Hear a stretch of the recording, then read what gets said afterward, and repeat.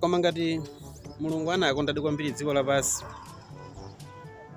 mpaka utumiza mwana wake wobadwa yekha kuti adzalifere, kuti wina aliyense amene angakhulupirire nkhani imeneyi asataye koma adzakhale ndi moyo osatha. That was a good move. I respect him.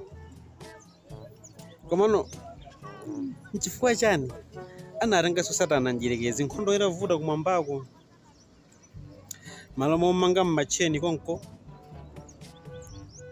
kumponya kumwezi, kaya kudzuwa, kaya kumasi kumponyeso pa dziko pano. Chifukwa chani? Dziko limene analikonda kwambiri, limene mwana wake analifera.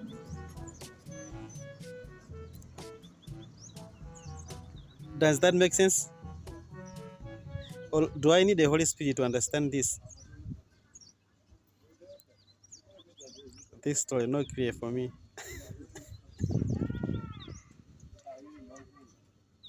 So I pray for you to receive sense.